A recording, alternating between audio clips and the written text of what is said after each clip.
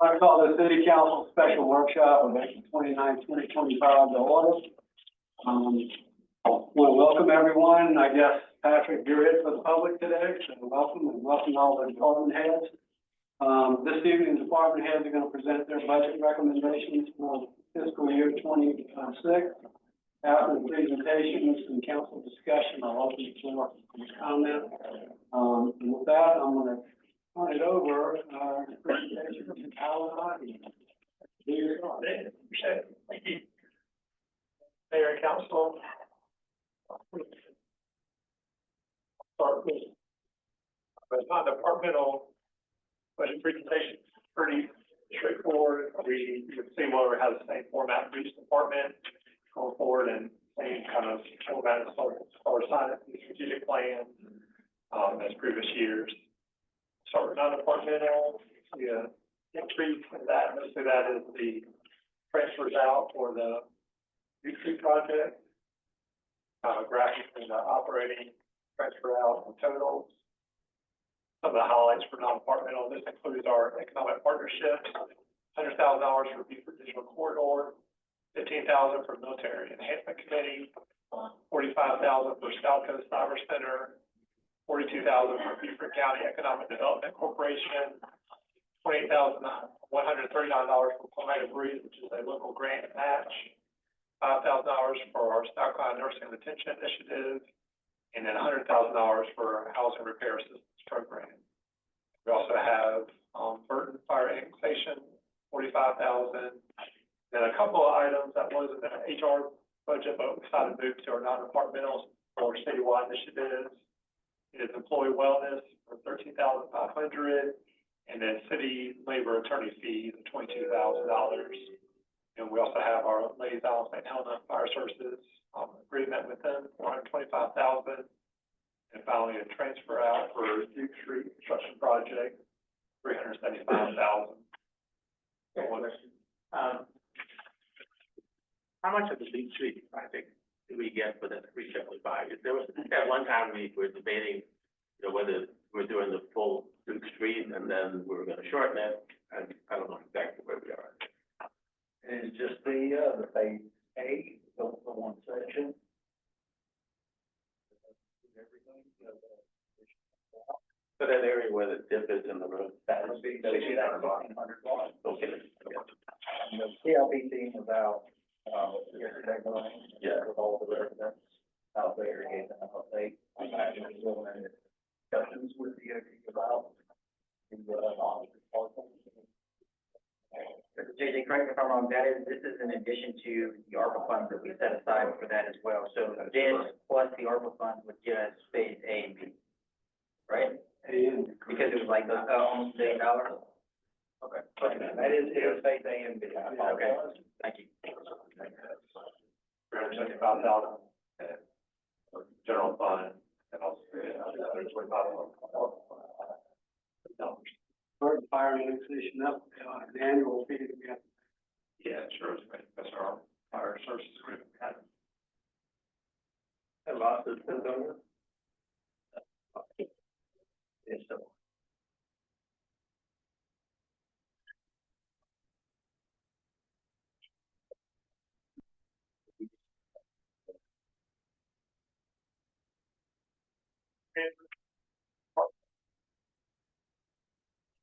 Mayor and Council, it's real simple when it comes to because of various guidance principles.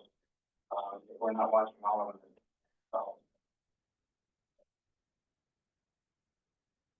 As far as budget requests that are needed to help achieve our fiscal year 26 strategic goal initiatives, we've requested the USD for emergency and risk management. We go over to department expenditures.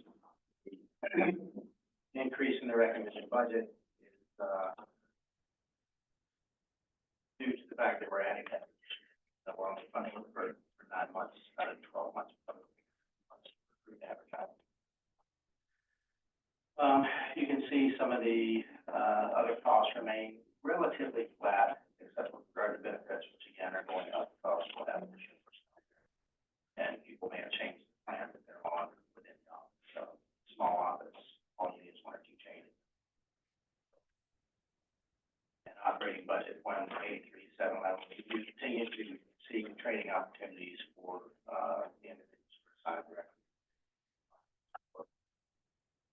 capital left. I think we've got several things lined up for the PIL.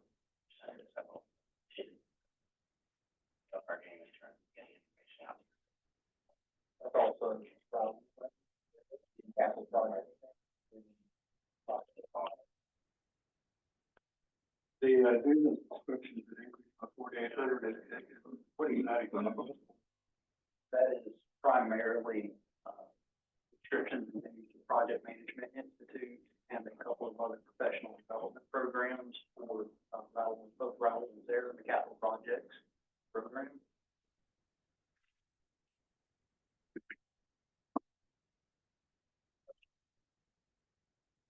I have questions on everything. I'm gonna wait till the end, and if I could just go through all of them at one time together.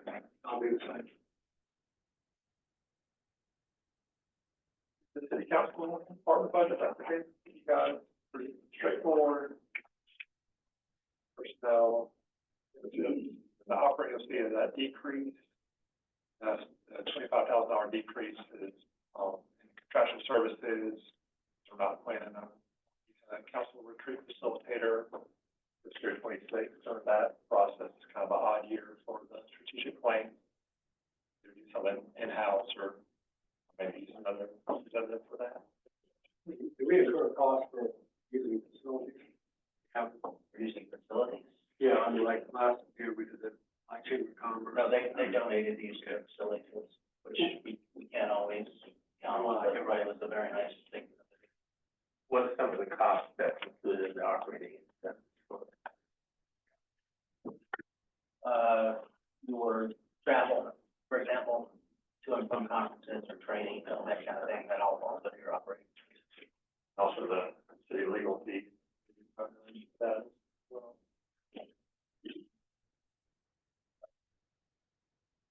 That's part of the,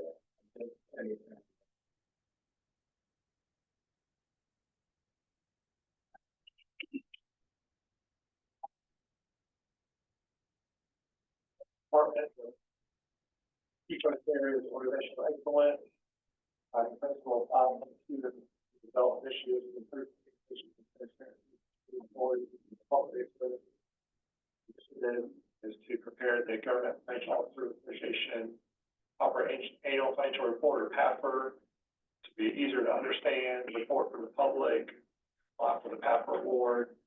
We can achieve our GFOA triple crown and financial reports for the ACFR, budget document, and the PAPR, which is kind of a simplified version of the ACFR, like a 15 to 20 page document that we're putting together.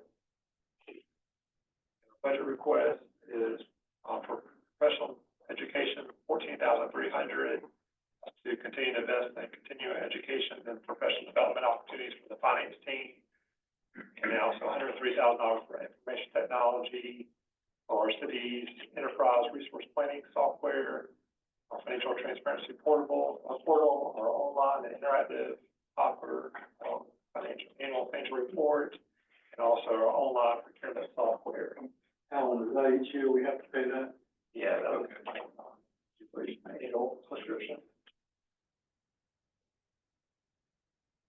Personnel benefits and operating. And the major increase for this year is your IT again, the $12,000 for the online procurement software. So this will make it easier for when we go out for bids for our customers to bid, and also for our staff to want to keep track of these bids all at one time in one portal to see. Be improvement for everybody across the board. Questions? Rich technology. So our information technology budget, for the most part, stays relatively flat. The capital this year, we do not see a major increase. If you want to go to the very last slide, we see $150,000 decrease in capital. Last year, we did the citywide server environment upgrade. That was a major purchase that was necessary for IT security. And that took up a large portion of the IT budget. The rest of the budget, again, in operating, remains pretty well even from year to year. Now, we'll let remind council that we are due to go out to rebid our IT services contract. We're in the process of getting that out to bid right now. We have calculated in CPI for this, but there may be a little bit of a change. We're not expecting a huge change, we hope. We're very happy with the services Interdev has provided us, and we hope that they continue to provide those services. We're looking forward to them returning their strategic plan and bring that back to council sometime this summer for us. JJ, on this environment upgrade, Yes, on the server, how long is that good? I believe it is 10 to 12 years, if I remember correctly. It'll be 10 to 12 years. That's important. But that is, things like that are built into the strategic plan for the council. Kind of explaining how and why we have the replacement schedules that we do, both for hardware and software.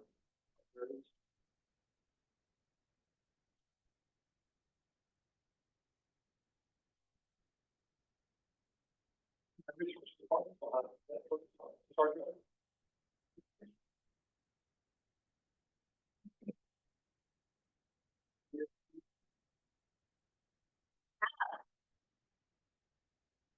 All right, council. Let's see, key focus area for human resources for FY 2026 is organizational excellence.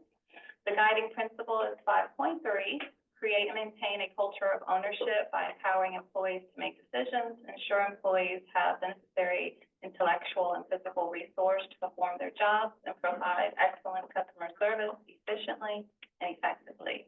The initiative is to implement first-line supervisors and executive leadership training, some type of program of this sort. And the budgetary need for that is staff training and then professional development, those lines. Yeah, on that, do we use MASC for any of this training? We use MASC for some risk management training. We're part of that network. And we have to be part of that group because of Schmidt. Yeah. Do they have a personnel group that they have at the state level? They have several different programs that can help with training, yes. I think their services are probably a lot cheaper than your consultants. We're in the stages of kind of looking at all of that, yes. And then the expenditures for human resources, as you can see, down about a little over 40 grand from last year. Pretty graph. And as stated a few minutes ago, there is an overall decrease in the HR budget of about $40,000, primarily due to the compensation study is not in there for this fiscal year. We're currently in that season, going through the comp study as we speak. And the other two things are, as Alan mentioned, the wellness program and legal fees have been moved to non-departmental. Questions?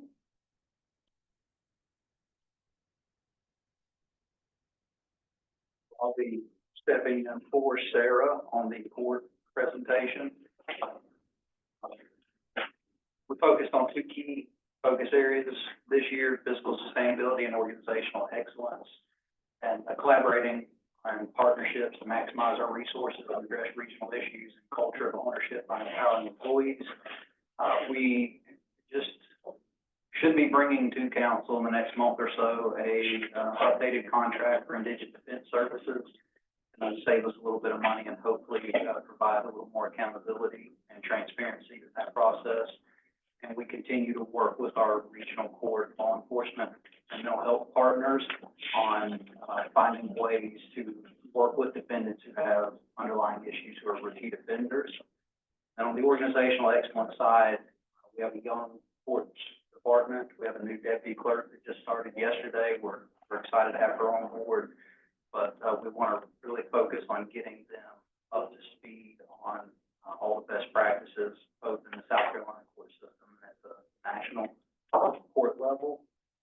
So the major increase that you see is travel and training, 6,300 this year, and that's for that professional development for those, team members, 3 of which have 2 or less years of service. Everything else in the clerk department stays relatively flat. The, deputy clerk position that we filled yesterday, that position was previously filled as a court technician 3, was slightly lower. It wasn't a formal supervisory role, but because we're trying to focus on continuity of operations, session planning, we thought it was appropriate to be more competitive to get that out there as the actual deputy clerk position. And we got a very, very good list of candidates that we have to choose from.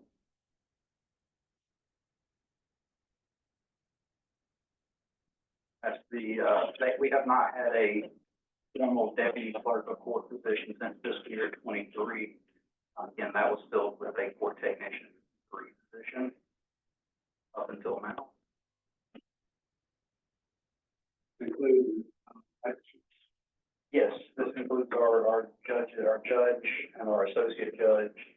And we'll also be including having our city attorney come to court weekly to help prosecute cases, add a little more structure to that process as well. So we'll have a public defender and a prosecutor in our courtroom. Great. Oh, no, look, okay, let's see, never mind.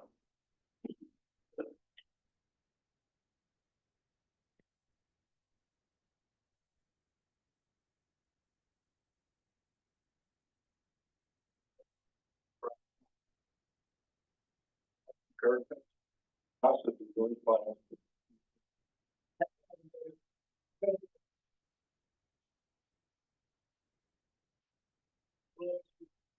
We have a lot of key focus areas that it's hard to look at, but try to kind of collate as many as we could, but essentially safe and vibrant city, manage growth, protect natural resources, and development innovation. And kind of that split between the revisions to development code, comprehensive plan update, so that historic program. So budget request, we were going to fund $100,000 for the first part of the comprehensive plan update and kind of split that between 2 years. And Energo's is finally, hopefully in a few months, going to go live. So we're actually going down quite a bit last year. Part of that, so that $100,000 is benefit is kind of added in there, so it's not really a major increase. But part of that, we now have full staff filled before, and so we're able to do a lot of this stuff in-house instead of through consultants. So that's some of the decrease. And I think there was also a mistake in our budget last year. That helps. There was actually a mistake on that screen right there. If you go back, the FY 2025 original budget, $1,455,846. Those numbers don't total to that. There's $3,000. So the total is actually $1,452,846. So I'm not sure how that got tangled up, but.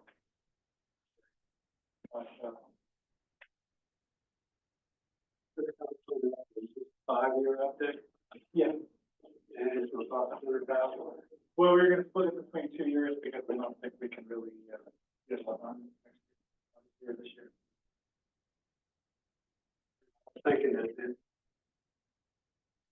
staying up with it at least on a yearly basis. It'd be that expensive to have the update after 5 years. Final update after 10.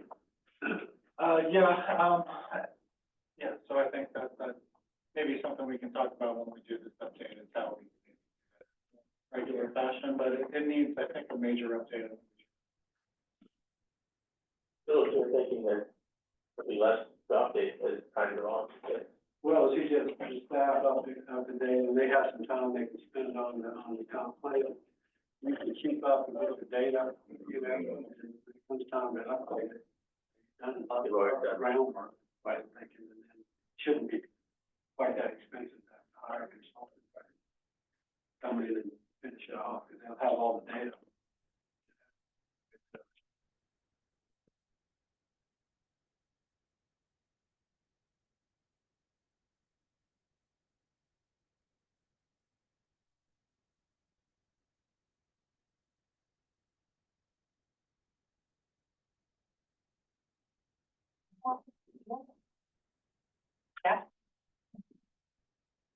you know, our key focus areas, one of our favorite is safe and vibrant city, and guiding principle 1.2, support and create partnerships with educational institutions and school leadership. This year, we've expanded our youth development opportunities through partnerships, such as internships with the Technical College of the Low Country. I am more pleased to tell you, couldn't be more pleased, to tell you that we've actually started our intern, and that's at no cost to the city. He's with us for the next 8 weeks. He's doing very well, and he's getting a great look at sleep. That's okay. Did you get any pay on doing this? He's not. credit. He's getting academic credit. He's actually working through TCL for that, so that's our partnership. Is they're already in the law enforcement program. They're sending him to us for the internship, so we don't pay him anything. We just share our knowledge with him as he shares his ideas with us, and so he gets credit for it. I think that's it, right? We are glad to have him. He's doing great work, and he's really seeing a lot of things. Also, guiding principle 1.4, to promote public safety process improvements and innovative programs that ensure a safe community. So we have our enhanced crime response and prevention through the investment of our real-time crime technologies and data-driven policing, which I've talked to you guys about so many times and love to talk about it more. And of course, we've got to increase our multifamily housing complexes included in the Safe Living Beaufort program. That program is going exceedingly well, and we hope that this next year to bring on board 2 more apartment complexes. As we're growing here in Beaufort, we just want to grow our programs, and so it's going very well.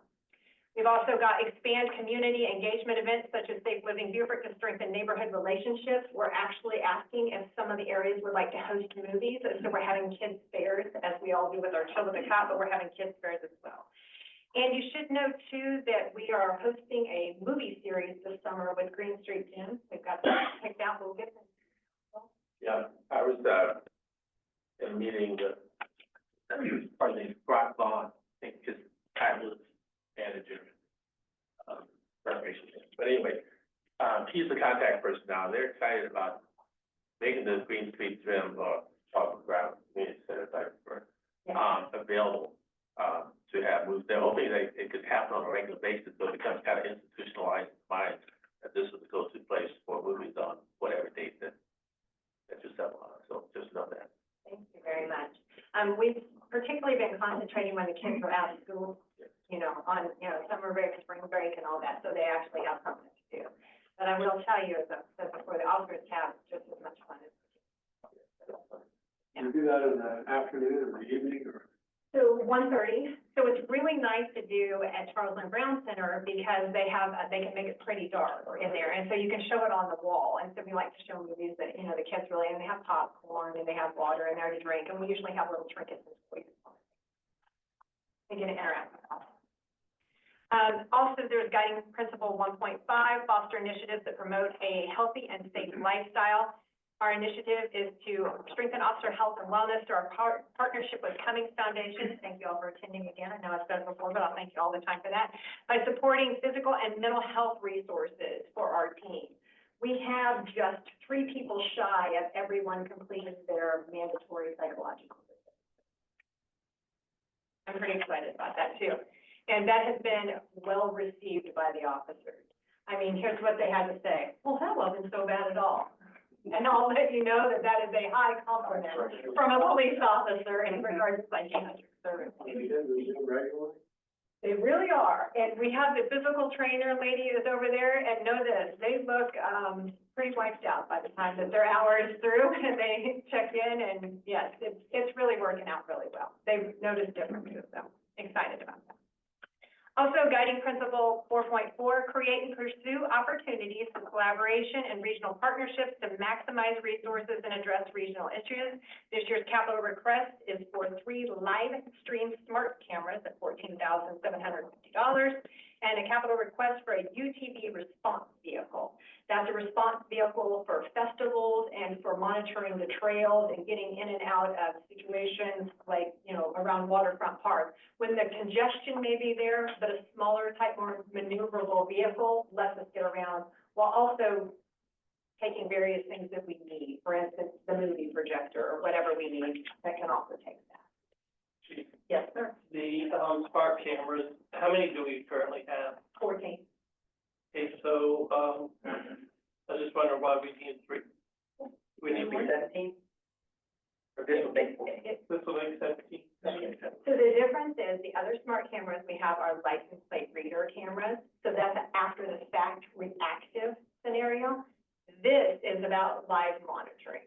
So not just can I pull it up or the officers can on their phones, monitor it live, but it also gives us direction as to where to go. So we're also coordinating live, right? So, hey, we just got, a report of this, we can look at it live instead of retroactively just looking at the license These are plate. smarter than the smart ones we got already. This is smart. Yes, sir. You've got it.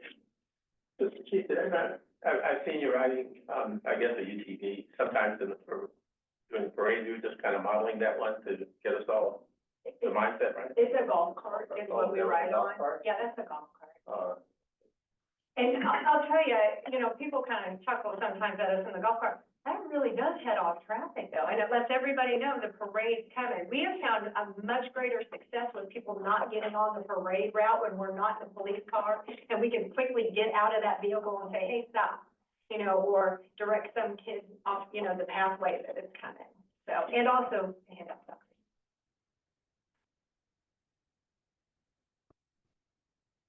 So this is our changes in personnel and benefits. As you'll notice, we've had an uptick, and some of that is due to our SRO grant that we received and absorbing that. So for our 2 SROs, which were funded by the state.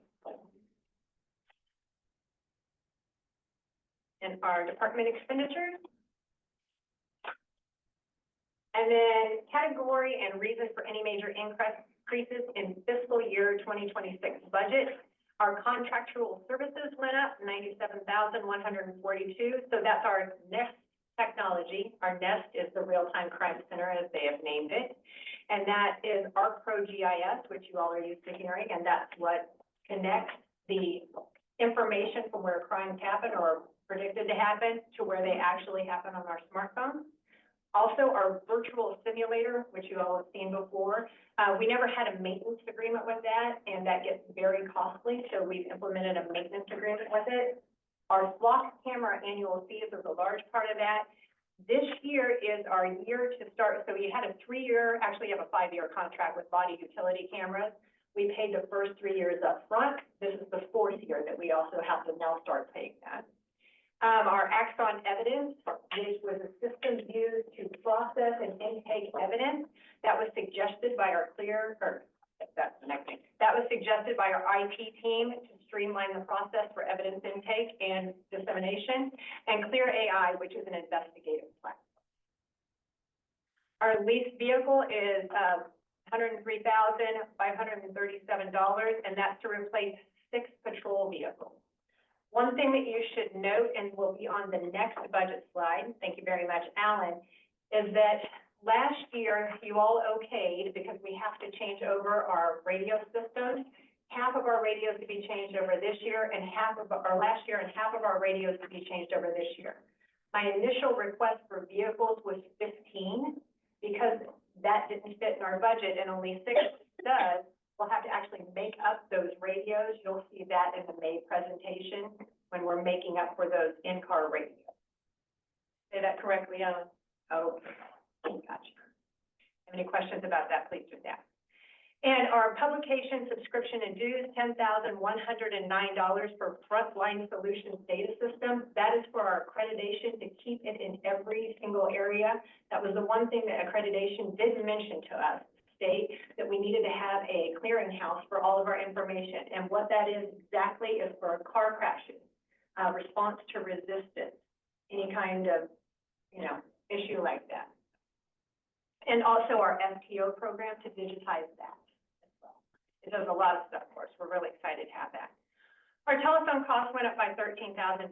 Smartphones for officers and SROs to support real-time crime center technology. The officers get the smart camera notifications on their phones, and trust me, they are using that like nobody's business, because I get to hear about it all the time.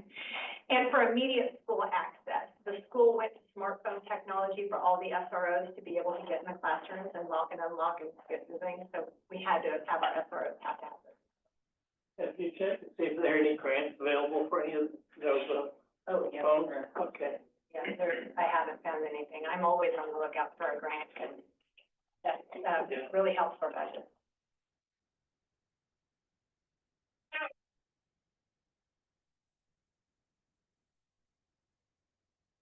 I just want to make, Make a comment, yeah, I applaud all you and your pops doing, with the State Living Future Program and community engagement, because I truly believe, my oldest brother was a policeman. So I've been up close and listened to the conversation on both sides, and I really think that through interacting and building relationships early, it's gonna be good for the city long term, so I hope you keep that up. thank you for all you do. Come back good. Okay.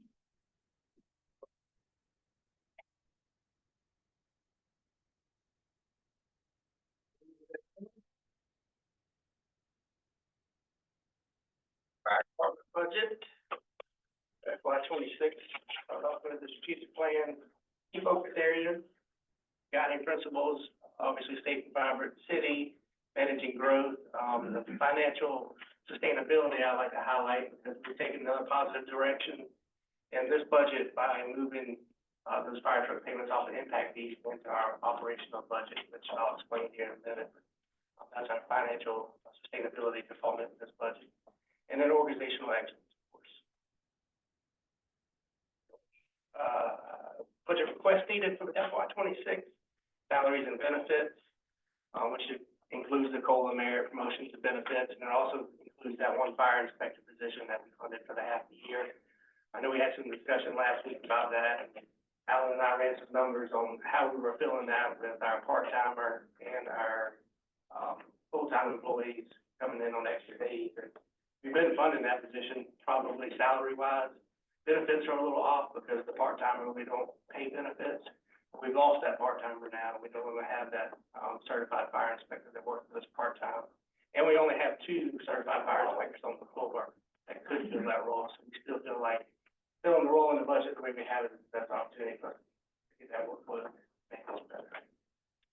Also fleet management, which I mentioned about the 2 pumpers, both pumpers are now moved, off of fire impact fee and then into our operating budget.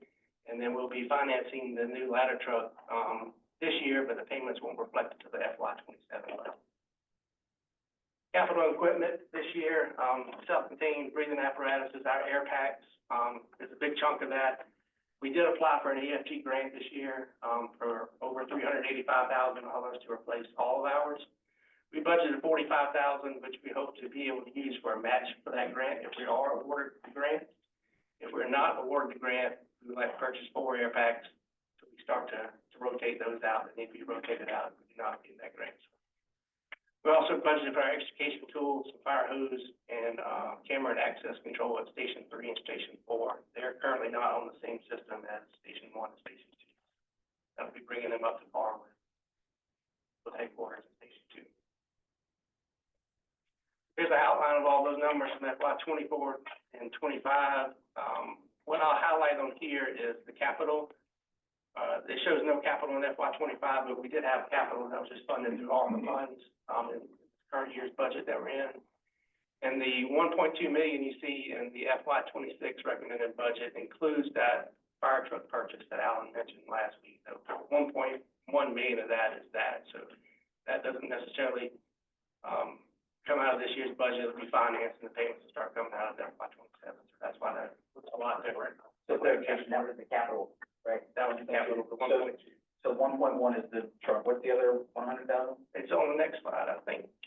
Yeah, here's the graph that outline that same numbers. And the next slide, the capital is 104,000, and the bulk of it, that's the air packs. Fire hose, we transitioned into a low pressure nozzle and hose, so we got that spec for our new ladder truck, and, we're starting to outfit our current fleet treating hose for that, so that's all included in the capital. Fleet management, I mentioned, operations, you've seen some increases in that.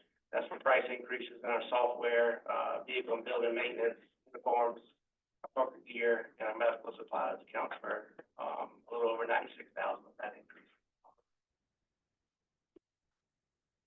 And the split this year looks a little different because the city's portion includes that 1.1 million. So if you deduct that from the 5.6 million, you see that's a better true reflection of the 39-61 split that we do. What royals are you claiming that they're bigger than us? Does this reflect that? Based on rooftops. It is based on rooftops, and we do that I because, ask that all the time, but I just think it should be reflected that. They count their, multifamily units as one rooftop. yeah, we get one rooftop, as one rooftop. And there's, again, we count Walmart, we count Lowe's, we count all our hotels as one too. And they don't have that commercial development and that commercial revenue in Fort Wall like we do. So they don't have near the revenues to balance out their budget like the city does when you split. That's why we don't. They're gonna be boasting about it, they ought to be paying up. And I do remind them when I do budget presentation of why that split is that way. I didn't hear that on the 24th.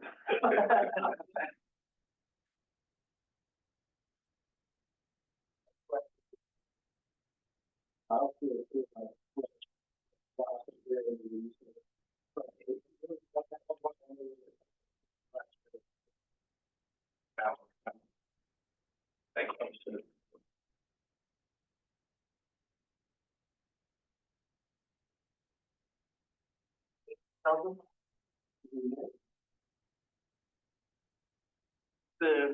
For Public Works strategic plan for fiscal year 2026, we wanted to touch on some fiscal sustainability.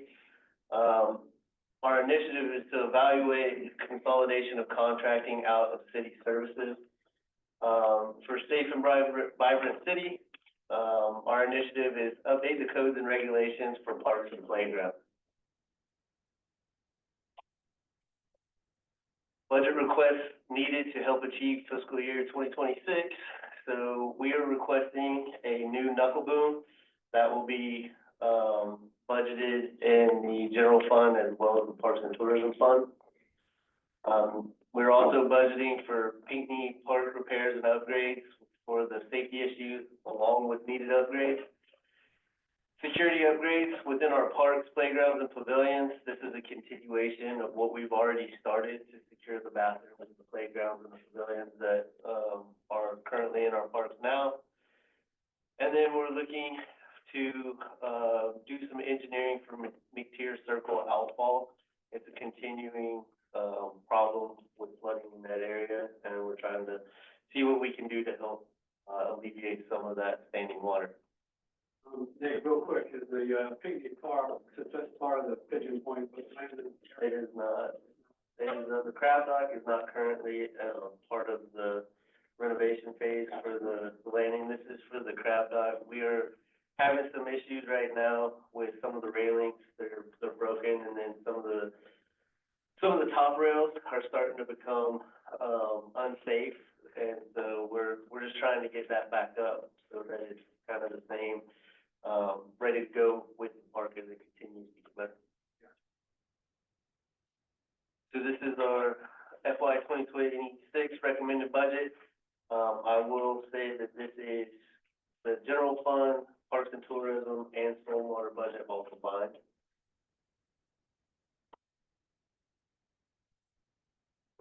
Category and reasons for any major increases, obviously the knuckle boom replacement would be one.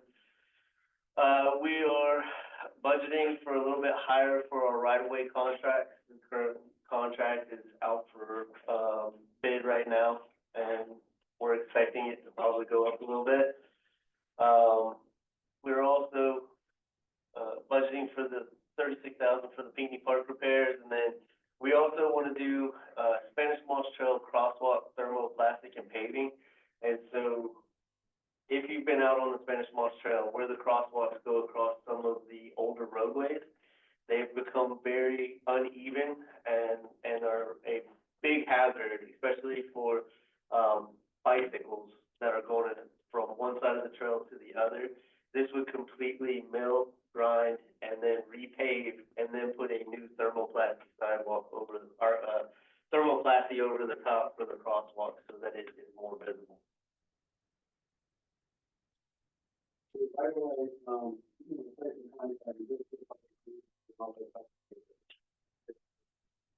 All the right. Contract.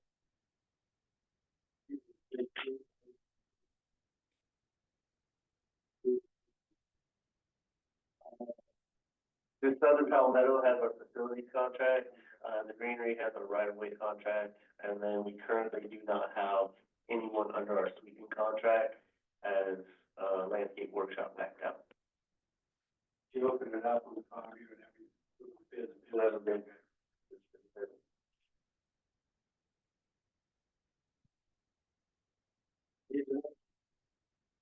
Yes, sir. Yeah. We are currently in the process of trying to repair our old one. The problem is trying to get a welder to it because it's unsafe to drive in its current situation. Thank you, gentlemen.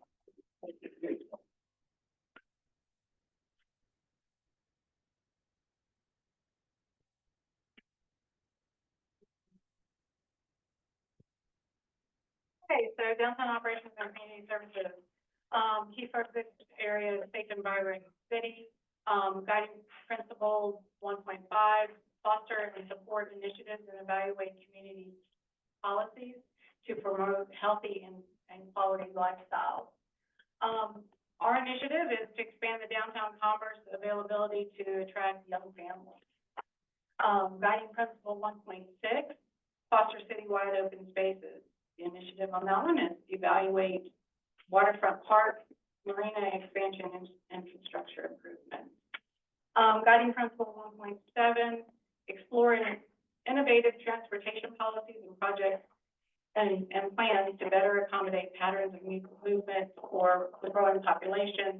That would be to evaluate parking and shuttle service.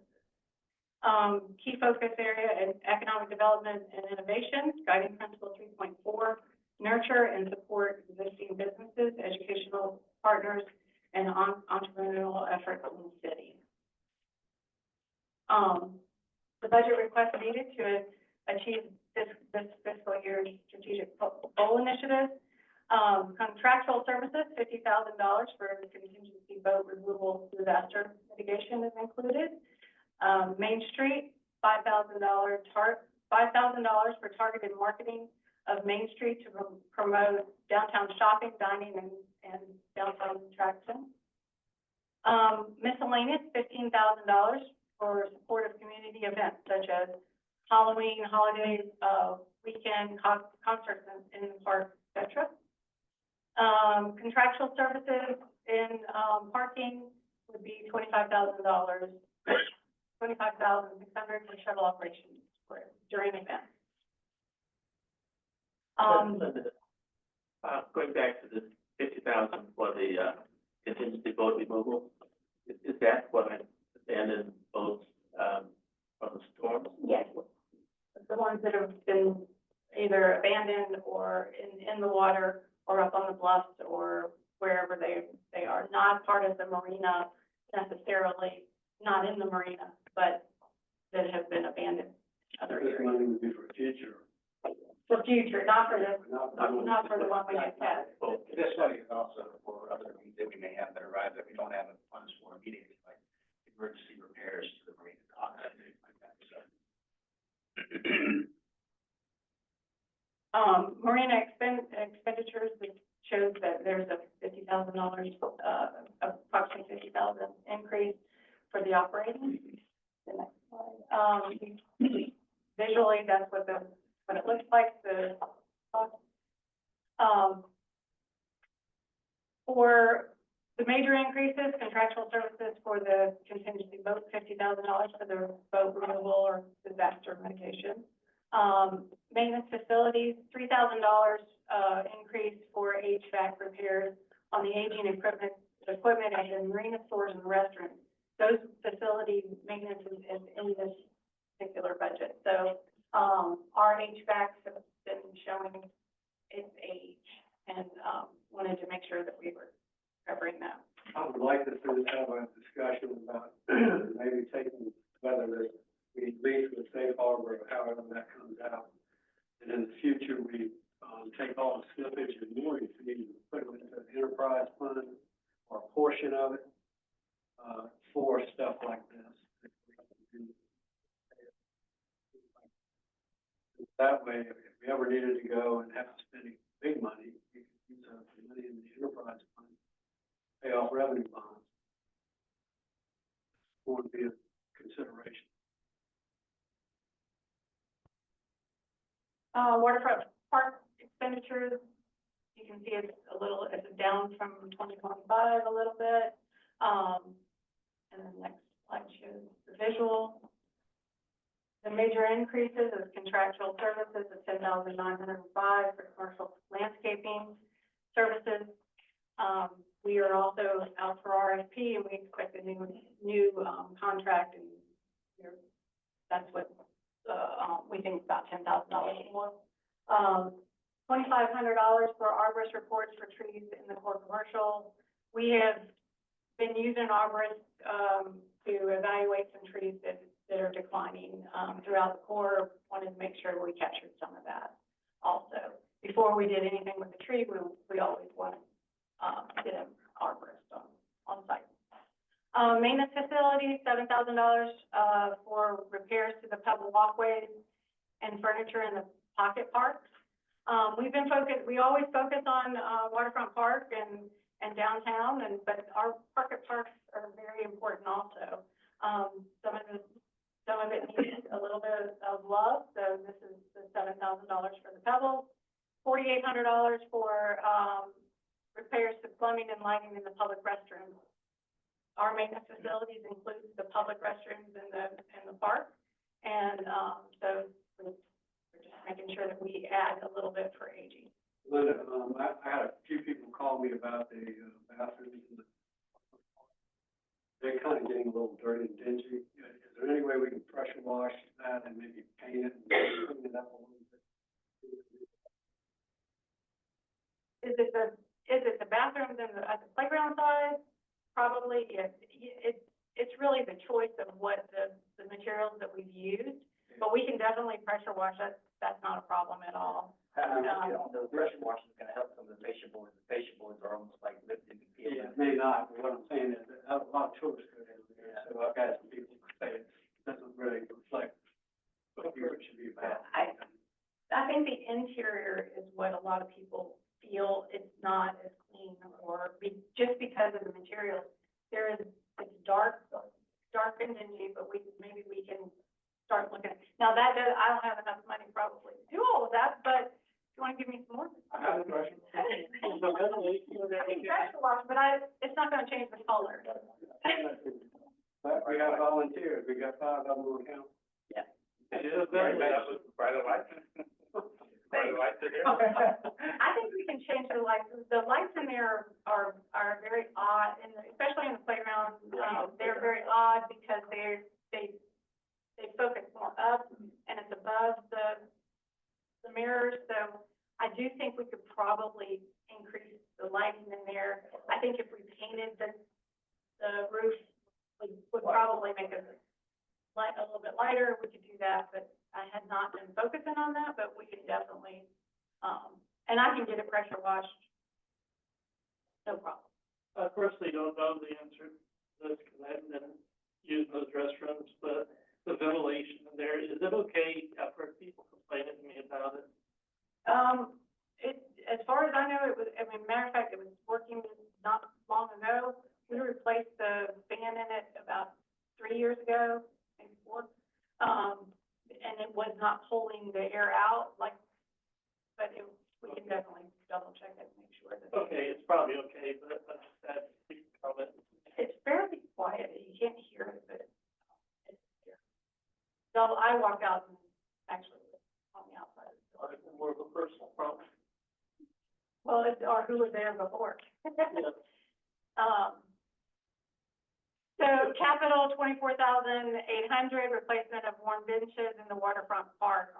If you walk through the waterfront park, our benches are, starting to show a lot of wear.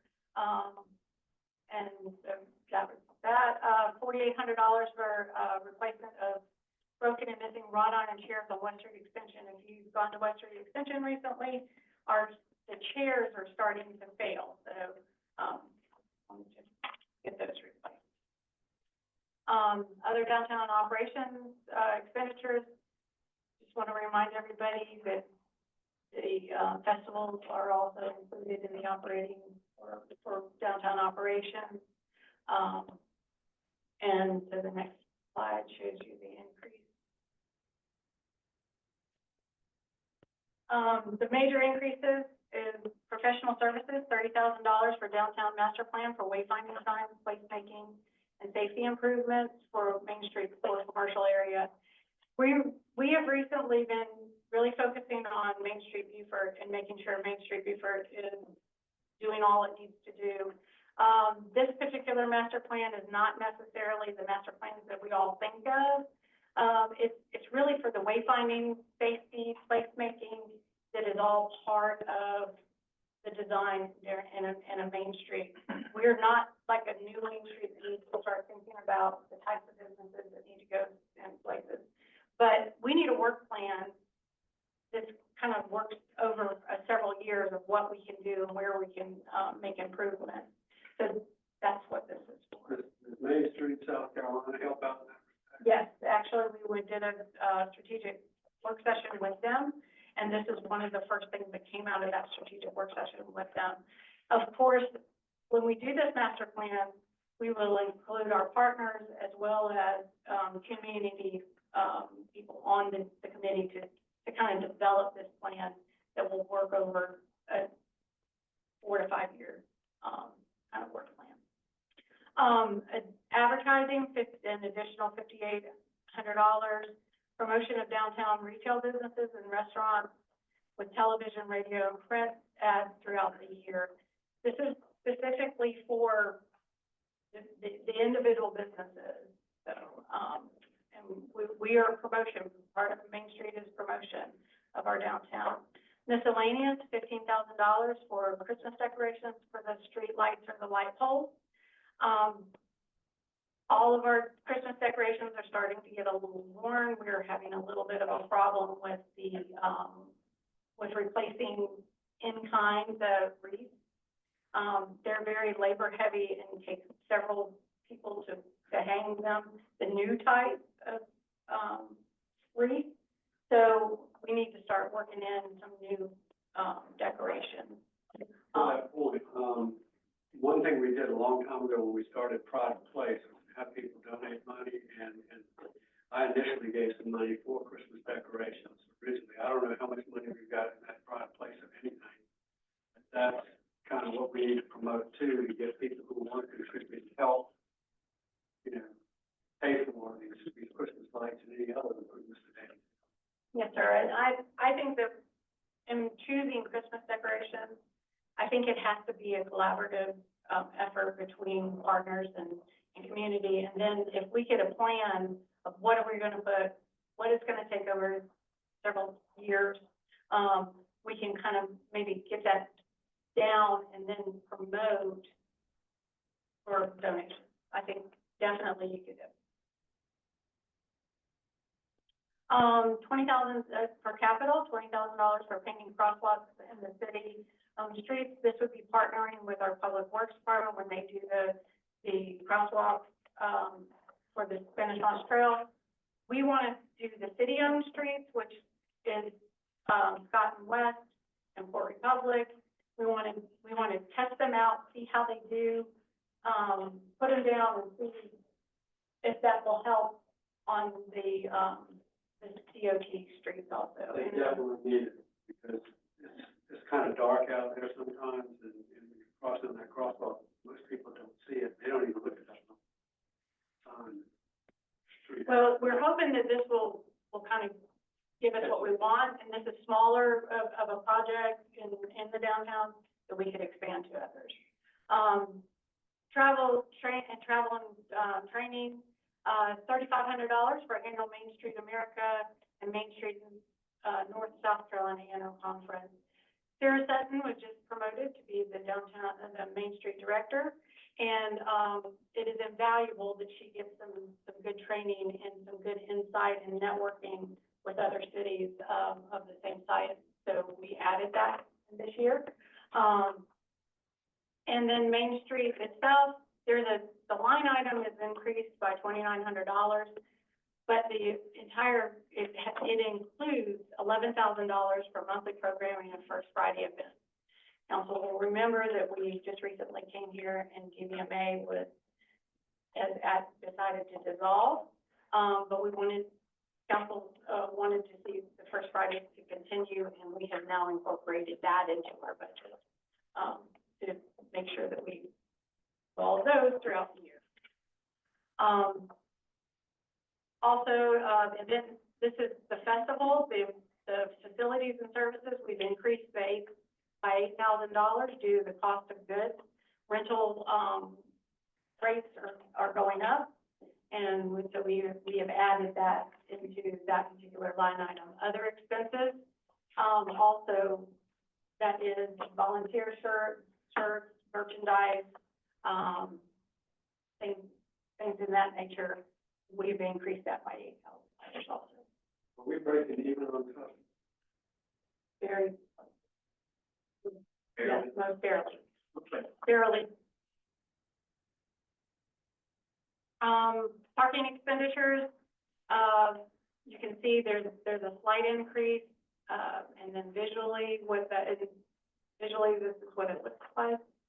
And it's in operating, and that operating is the community outreach, for parking awareness, that's $5,000. That's a $5,000 increase, for education and awareness of parking and advertising. We really think that we should get the information out there to the public, just to kind of tell them how to navigate it, how you have to pay, and just really give it some personal advertising where we're kind of explain it. So, I've seen them have a lot of trouble with the machine. I'll be there for like 15 minutes trying to figure out what it's supposed to be doing. yeah, so that's one of the reasons why we thought we would do that and talk about where available parking is. And How to use the how to use the machines, where you can do it, talk about all of the good stuff that people don't like to talk about parking. This also includes the events like the show locations where they have their show and. Mm-hmm. Yes. $24,000 increase. And if we looked into, and who are we using for shuttles? Right now, we're partnering with, the tour companies. We've got Kelly Tours, with the buses. That allows for handicap parking. And we've been using, Pack Conroy Center and Beaufort County, for that. And that, because the golf carts that are more internal, that take you from parking lot to parking lot, they cannot run after hours and they cannot cross. So, Have y'all looked into Palmetto Breeze? Because I think now that we're part of that, what do they call it, Metropolitan, CPL, MPPO, or I have not yet, but I hope that we can start to talk to them about maybe the trolleys and the things like that, see if it's any cheaper. I will say that our local, tour companies with the golf carts and Kelly Tours with the buses have been extremely reasonable and been giving in-kind sponsorships also, so to help.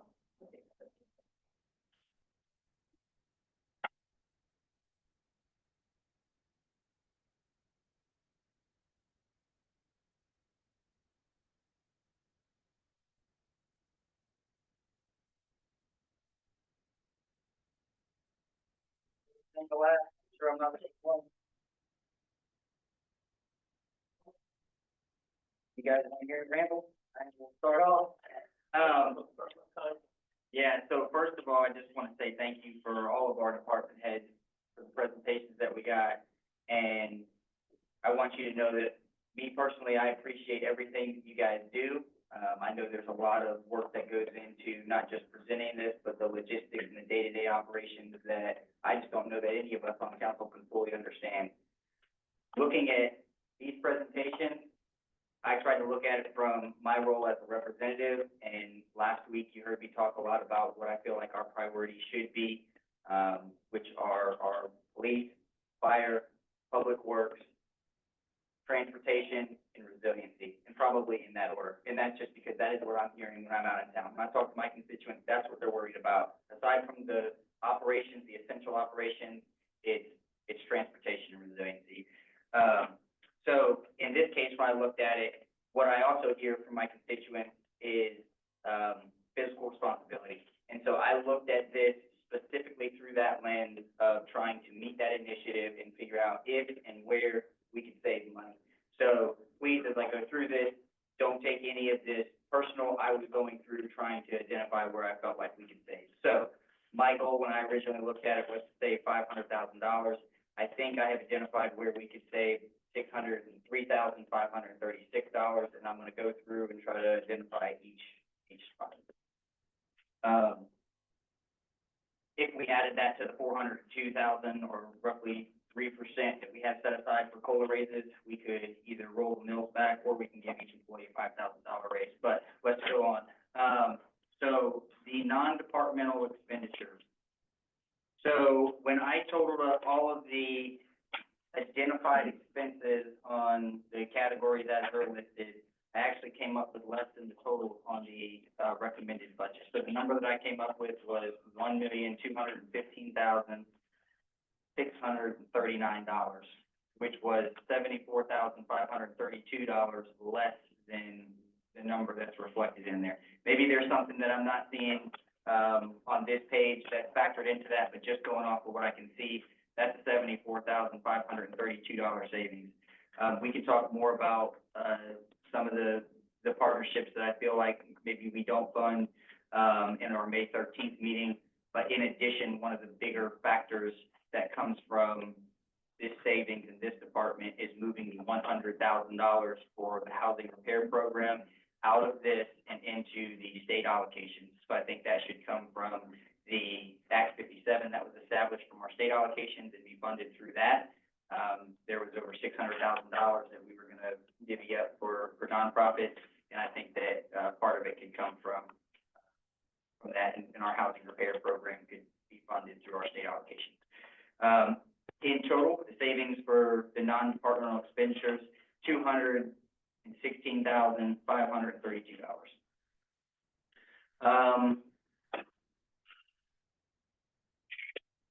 We talked about the new position, the risk manager for your department, Scott.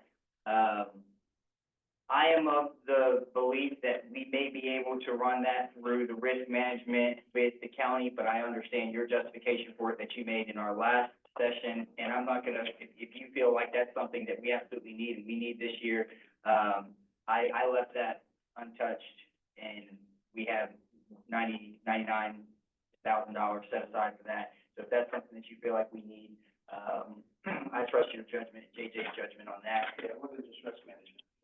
And emergency management, right.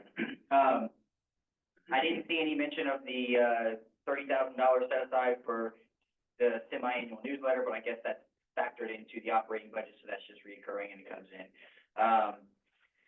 So moving on to finance department.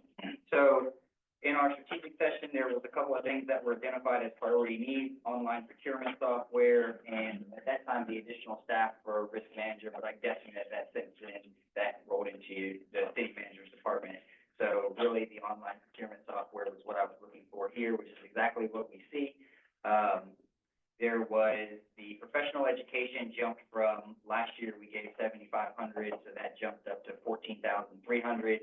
And last year for the information technology portion, we provided $94,000, and that increased $9,000 this year. So if you take the two increases together, that total increase in this department by $15,800.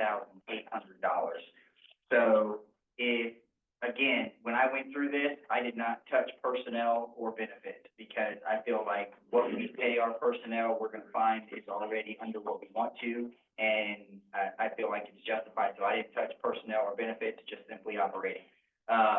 In this case, if you have an increase of 3% for the personnel, $17,000, and I have the increase of $39,113 for benefits. If you factor in the additional, $15,800 that we needed to build into what we were already providing from last year, the total, recommended budget would be $1,072,863. And that would be a savings of $27,453. So that would be subtracted from the $1,1,316,000 that's currently being recommended in this budget. I've lost me a lot. Okay. Right, follow. Okay, so I'll try to explain that a little bit better. So if you have an increase of $32,906, it would cover your 3% cost of living, and then you have and the $15,800 for the differences in professional education and information technology, okay? Because we were already providing funds for that last year. So it's not like we need to put in $103,000 this year for that. We just need to increase it by $9,000 to get there. So total, what we need to, what I'm recommending is that we provide the finance department with $1,072,863. And that would allow us to save $27,453 in that department, and we would still be able to fund everything that's being requested in here, so there'd be no change. Personnel numbers already included. Yep. And I didn't even touch personnel, didn't touch benefits, simply operating. That included 2% as well. Yep, the various benefits and personnel didn't touch. And again, that's funding everything that's requested in here. So basically, what I'm saying is there's an additional $27,000 that's built into the recommendation here that I can't put my finger on in the items listed as expenditures, okay? So, and that's the same for all the departments as I go through. Yeah,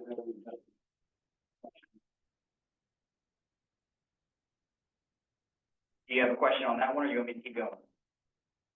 What I'm getting out of that is there's some concern that there's a delta between the numbers that are reflected here and the numbers that were reflected in the previous version of the overall budget that you saw in the line items.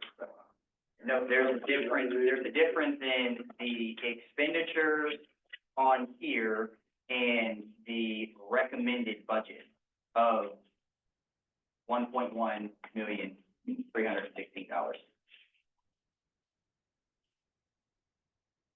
And that difference is $27,453.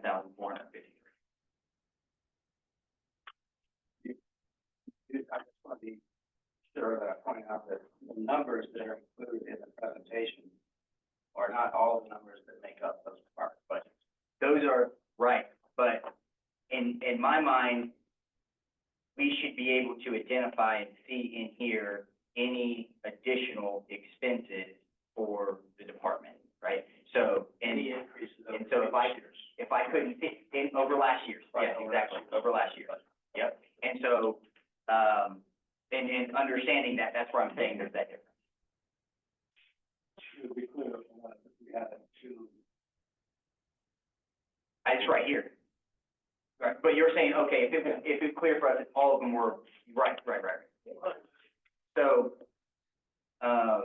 information technology, that's virtually the same, down $150,000 decrease from our FY25 budget.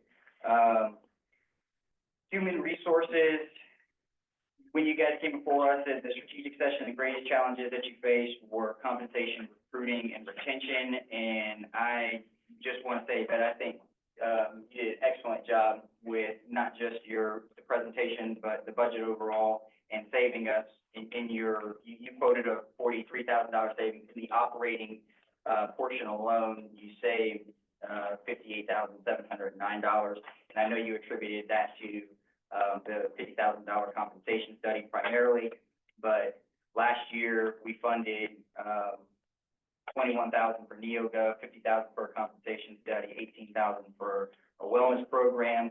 And I think that not only did we hit those check marks, but then in your, key focus area, your guiding principle was also different from what it was last year to reflect an initiative to implement first line supervisors, executive leadership development program, and I recognize that. So moving on to, as the court department, I understand what we're doing there. Community development, first, I know you have so much on your plate, and I appreciate all the work that you've done, helping us establish the historic grant program, and I feel like you are, by definition, an advocate for managing growth and finding ways for us to protect our natural environment, which is in line with what your key focus areas are and in line with what we've identified in our strategic plan. I will say that I did note, you had a deleted, guiding principle this year that was in there last year, and I took note of it because it's something that we talked about. You had in your presentation last year 5.2, which was to improve transparency. That was missing from this one, and I will say, we've had this conversation before, but being that we've had 41 HTRC meetings, and only 3 of them have audio recordings, and the others have nothing, 27 TRC meetings, 1 of those are recorded, and we've had several planning commission meeting work sessions that are not recorded. And I feel like, in regards to transparency and a desire to be more transparent, I am very hopeful that those issues will be addressed moving forward, and we'll have recorded meetings for everything, because I think it's so important. I know not just for myself, but for our community in general. I think the comp plan update with transportation being the focus is right on point with what we're hearing from constituents, and right on point with what we need. So I look forward to seeing that, and I think that's part of what you set aside $100,000 for, getting moving on the compensation or the comprehensive plan. And, so I appreciate that. And, you know, you also had a decrease in your budget by $106,716. And I appreciate the savings there, and I know part of that's because you're staff and we don't have consultants, and I know that's attributed to not just you, but to Scott and your leadership as well. Police department, so, a lot of appreciation for the youth programs, the internships, the movie series, and all of the safe living initiatives that I feel like are right in line with what our concerns are in the community. And also the level of transparency and willingness to constantly look at new software that we can update and figure out how we can do better, in favor of the things that you've identified here as far as their needs. Obviously, I have a little grievance with the vehicles through our discussion last week. It helped me understand better some of the expenses and realities of what these vehicles cost. Last year, we provided $13,000 for the Police Institute, $79,800 for the smart camera system. We had a $6,500 increase in reporting. And the way I remember the in-car radio system, Palmetto 800 was going to be a $130,000 expense, and we were going to split it up 3 ways. It was going to be from the general fund, Parks and Tourism, and ARPA. So if that was split equally, then that would have been $43,000 on each fund. I don't know if that's the way that it was split up. That's kind of how I factored it here. Totaling what we provided for the one-time expenditures last year, it was $142,633 last year. This year, the request is for $223,788. So if those one-time expenses were factored into the operating budget, what I did was I took the request for $223,000 this year and subtracted it from what we built into the operating budget last year, which was $142,000, and came up with a difference of $81,155. That would mean that my recommendation would be for $1,500,129 opposed to the $1,724,251 here. That would be a total savings of $224,122. Fire department, I had to change my numbers a little bit because Chief, you explained that the capital was one part, the new truck, and then $100,000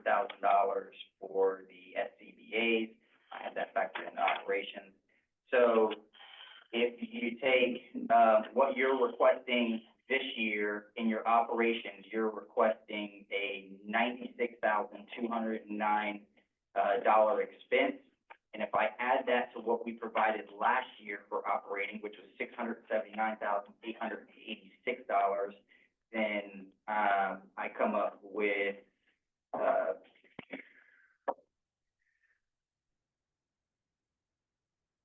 so, And real quick, if I can clarify this, those numbers do not include all of the increases, what you see on the slide. There are increases in the budget, that are increases that we just absorb, fuel costs, insurance costs. There are other increases other than what's highlighted on the slide. It was my understanding that we were to provide the larger highlighted increases in our slideshow presentation. So I don't want you to be off on your thought process there, because there are more increases. so there's $85,000 approximately built into all of the other operating expenses, You just the highlighted items on my list. in addition to what your operating costs were last year. And we have a breakdown, I don't know if y'all have seen line by line No. items. No. We can go into that detail, but again, some of them are minor, $2,000 here and there, some of them are greater depending on what the line items are. This just highlights the larger increases on what is in addition to all of those, Okay. prior in our budget. and Understood. operating. Well, the delta from what I can see here and what was provided last year is $85,158. So maybe that is all of those other little operating expenditures that are factored into it. But again, what I'm able to see is, if we haven't seen the line item, if what I'm looking at here, that's what I'm going off of. So, Kind of did the same thing, Josh, you know, kind of adding up what you put here, you highlighted, which is what's here for the actual. Well, we should certainly, in the future, be more exhaustive in our listing of expenses, but this follows what you had, follows. right, and again, for me, I'm putting on my lens of fiscal sustainability, because that's what I'm hearing from my constituents. So I'm trying to represent that and be very thoughtful in how we might save money. If some of the things that I identify are in fact something that we could not do, then fine, so be it. Again, there's only so much that this picture can paint, but I'm trying to go with what we have and what I know and figure out what we can save. So, Public Works, the question that I have for you guys, security, I see on one slide, $80,000 for security upgrades within parks, playgrounds, and pavilions. And then I see $80,000, same line item, number, Spanish Moss Trail, crosswalk, thermoplastic paving. I don't know how everybody else feels. Me personally, I would be in favor of $80,000 if it were spent for security upgrades within the parks, playgrounds, and pavilions. I don't necessarily, I would not say that I'm in favor of Spanish Moss Trail, crosswalk, thermoplastic for $80,000. So I don't know if that is meant to say that both of these things together will cost $80,000, or maybe it was a mistake, or maybe I'm misinterpreting, but it says $80,000 for one thing on one page and $80,000 for another on the other page. Those are two separate items that are within the budget. So two separate items, two separate requests. Got it. Okay. Again, like what Chief Ogden presented, is we didn't go line by line and put every, addition in there. We tried to highlight some of the major increases or capital gains in there. And so, you know, we could obviously sit down and we can go through the budget in a little more details. But those are two separate line items. The security cameras are for out of the Parks Department, as well as the thermoplastic, because the Spanish Moss Trail falls under the Parks Department. So that's a liability issue. Money we're getting. Right. So, I don't believe we drilled down to the line item, actually. I think it just says 32,503, which just designates parks. So one of it, the 180,000 for park security probably is coming out of like 5102, which is contracts. And then the Spanish Moss Trail, 80,000 is probably coming out of either 5102 or, capital. either way, it doesn't look like your operation increase is going to be enough to cover the cost that were outlined in here anyway, because you had a $291,000 increase in your operating budget, but there's a lot more requested in here, especially if those are two separate, $80,000 expenditures. It may be because we reduced in somewhere else from that same line item. Okay. And then question number two, $191,250 for, right-of-way replacement. Do we have a franchise fee for right-of-way construction that needs to be done? Wasn't that part of the franchise fees for the, utility companies? Alan? So the $191,250 for right-of-way replacement contract, it says old contract based on 5-year cost, $182,000, so that's probably not even close. But regardless, do we not have a franchise fees fund that's collected through the utilities that are for right-of-way specifically? Yeah, franchise fees from the Dominion, but not. They go into the general fund. Okay. We'll need to You look, may be referring to we'll that. need to look at that. Kind of like, Okay, so they, all right, got it, they go. My understanding, or you may be Right, referring okay. to that non-standard service fee. Is that what you? No, the franchise fee specifically. franchise fee, they pay us for like, I put it in 20-year contract. I just want to be sure we're up and up on that because I was just watching a meeting out of the State House, can't even remember which one it was now, but the state statute was quoted that talked about how franchise fees are supposed to have their own fund and their very specific purpose. They are for right-of-way improvements, and they're not supposed to go in the general fund. So I'd just like to double check that and make sure that whatever we're doing with the franchise fees is above board. Yeah, that's not been my experience. Okay, But I think you're talking about right-of-way maintenance. right-of-way maintenance. Yeah. Yep. And so just looking at this, I didn't know if maybe there was another fund that could fund this to get us there, and that's kind of what my question was. So right-of-way maintenance is the contract that we have with the greenery currently now, and what they do is they maintain along the right-of-ways throughout the city to make sure that the grass doesn't get overgrown. Okay. It also is, in that right-of-way contract, is Boundary Street, is Rebo Road. They maintain, the height above the sidewalks, from the backs of the sidewalks, lower length. So they maintain the right-of-ways throughout all of the city of Beaufort. And so, that contract in itself is just for maintenance of mowing, blowing, trimming. Not necessarily any kind of There's construction no work. construction into that. That is just making sure that our roadways are safe, that the line of sights are clear, and that we're keeping it maintained for pedestrians walking along the sidewalk. Okay, so that's different than what I was thinking that was anyway, so thank you, I appreciate that, that clarifies it, so the, franchise fees probably wouldn't cover that, but I'd still like to take a look at our, Yeah, okay. just to see. Not only that, just for the public, since we're being told here that the money spent on the right-of-way maintenance, we don't get collected penny from the state. Even though it's the state right-of-way, but it's no revenue stream. All right, so some of this could probably, this is downtown operations now, some of this could probably be reflected from the event being built into that, but looking at the consolidated expenditure budget, that we were given last week, it looked like there was a $366,722 increase in their operating budget.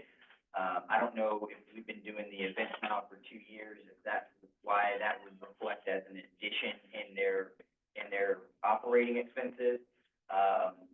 The key focus areas, these are the same as what we had last year, maybe the initiatives are the same.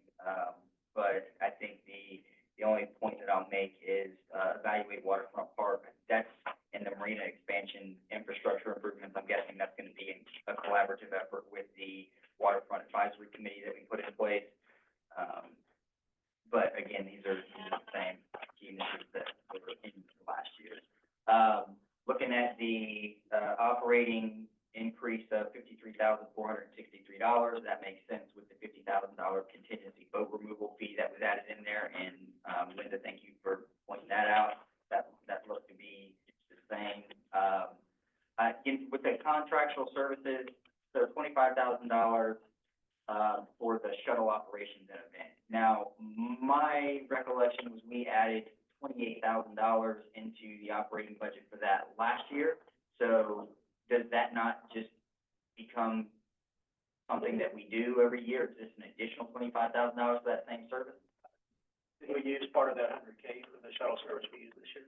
We used a little bit of it. Yeah. But, last year we did, there was an addition, and so I did not include it as a major increase, but I did say that it was part of our initiative of what we needed to spend. So this is to say that $25,600 would stay into the operating budget, not in addition to what we already put into the operating budget last year. Correct, Okay. it's not an addition. I just said, so you're on the slide that says, hey, what do we need to meet these initiatives and for the strategic goals? And I said, we need that $24,000 in order to keep the shuttle running. I did not put it as an increase to the line item, which is later on in my presentation. Got it. Yep. Understood. And the $5,000 for, Main Street target marketing, I think that's one of those areas where, we could find redundancy in marketing efforts. We have, $500,000 go to the PMO every year.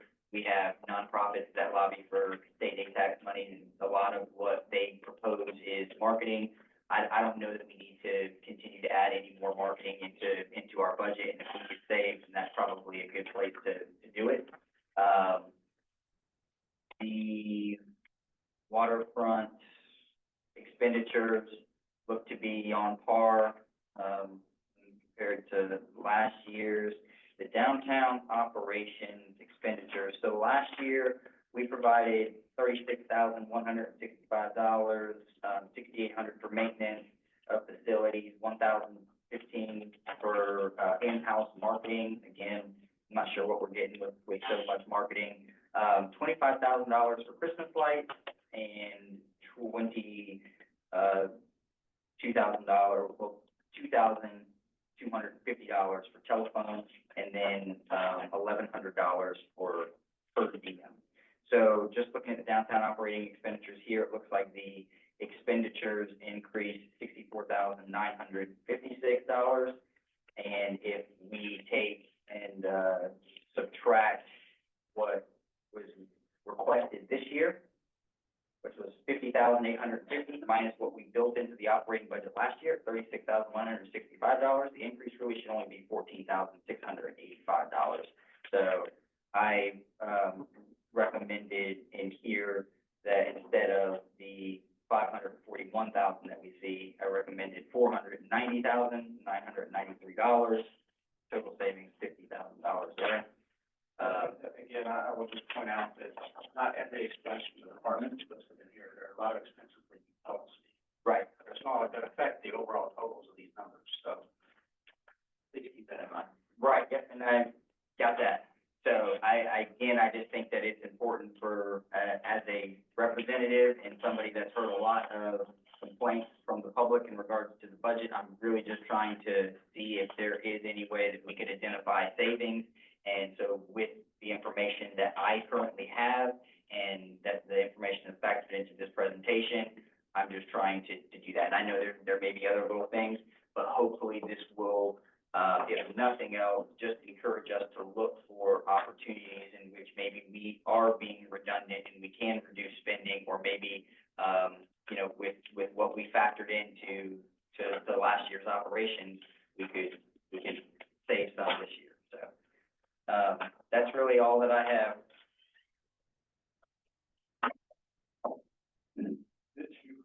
I just have a question for, Alan. So, if someone were to go onto the financial website online, with the level of detail that Josh is looking for, be available? This time, we're working on, so just a few numbers, so probably by the end of next week, we'll have that information available, I've got more line item detail there. These are, we're up to go. We have some more adjustments to make prior to first reading, and this first reading version that you will put on for everyone to take a look at. For instance, when we last got together, we thought there would be an increase of our healthcare costs somewhere between 12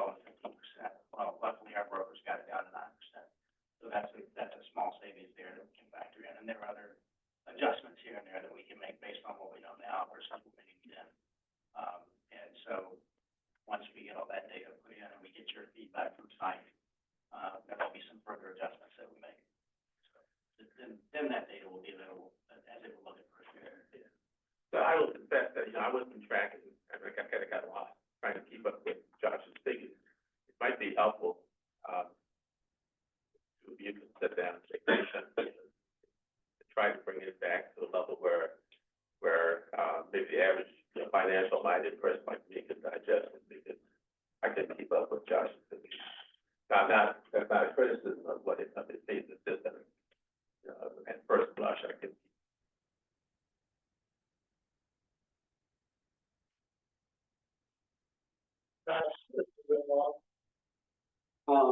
I'm gonna say with the compensation study that we got coming up, I am concerned too.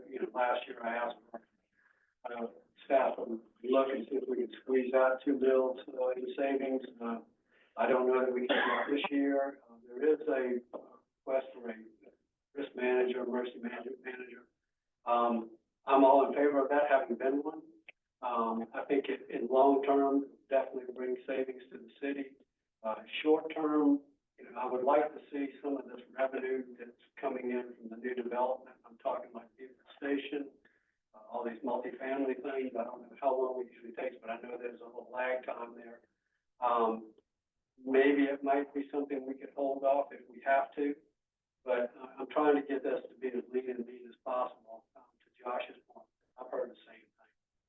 And, we can take a look at it. With the compensation study coming up, we don't know what we're going to be facing. We may be, I hope we're not as bad off as I think we might be, but we could be.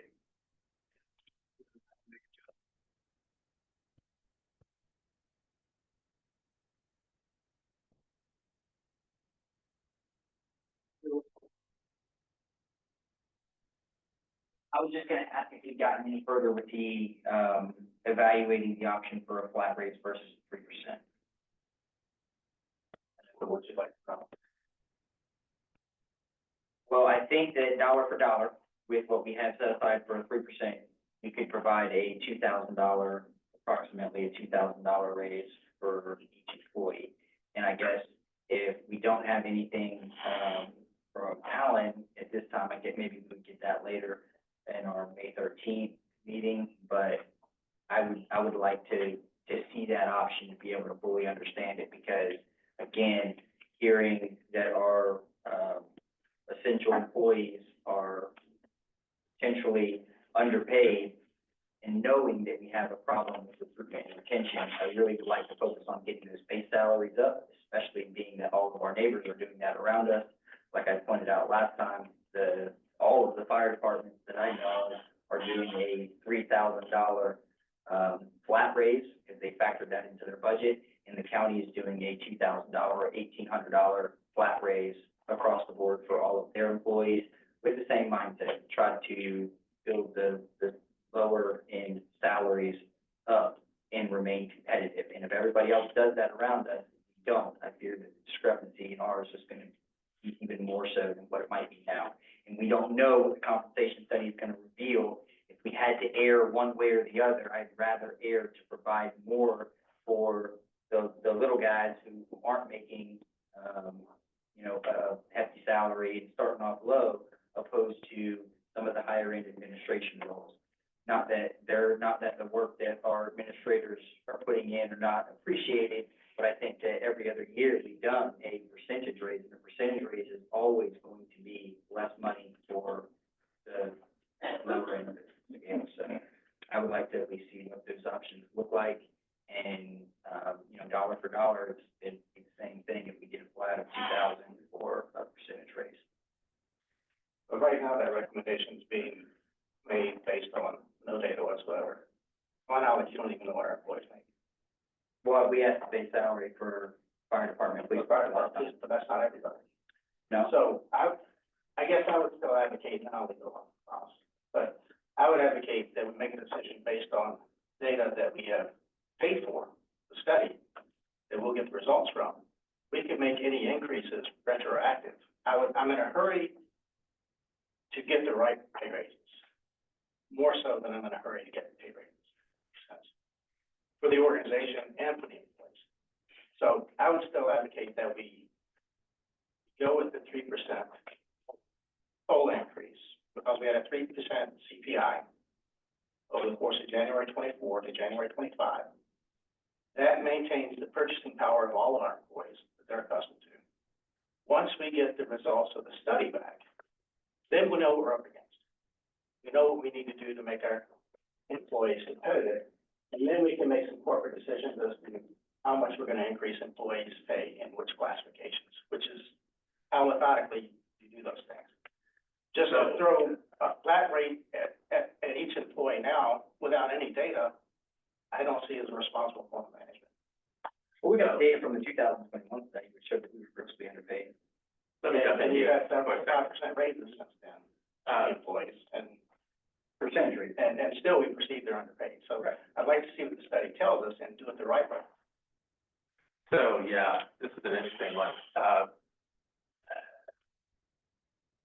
I kind of agree with both of you, right? I think that, flat rate will certainly do more for the, lower paid employees.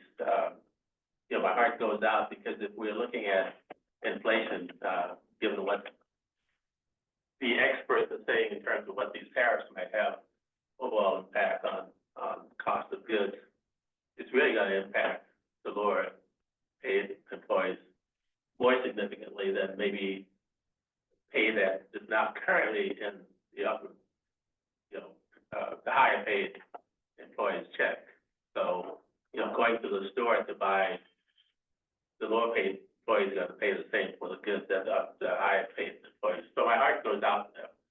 I think it would behoove us to wait for the classification and compensation study, because we'll have more information which to guide us. If we do that, and hold everything until we have that information, my only,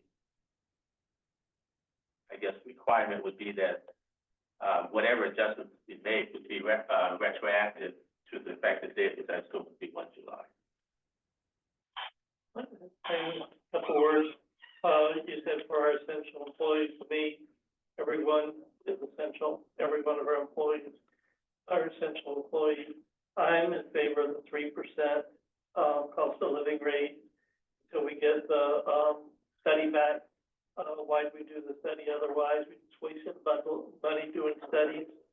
But, we need to wait until we get the study, do the 3%, and then we'll let, our city manager take appropriate action then. That's the way I feel on it. So I keep hearing wait though, but we're not actually waiting. Like, if the option on the table was wait until we get the results from the compensation study, that would be one thing, but that's not what I'm hearing. What I'm hearing is go ahead and provide the 3% because we don't have the data that shows that our pay scale is lower than what we might want it to be. So if we were holding the funds and we were waiting, that would be one thing. And I don't know exactly when the compensation study is gonna be out, but that's not what we're gonna do. We have to make a decision one way or the next. And either it's gonna be a flat or it's gonna be a 3%. Cost of living, so I mean. But cost of everybody living is not knows gonna affect everybody the same. Cost of living does not affect somebody that makes $40,000 the same as it affects somebody that makes $150,000. The cost of living goes up, CPI goes up 3%, but the impact is not the same. The impact is a lot more for somebody that makes less. I'm not sure why that's too hard to understand here, but if the option on the table was wait, then that would be one thing. But I don't think that's what's being recommended. What's being recommended is a 3% increase. And then if we need to come back and reevaluate, we can, and that may or may not be enough.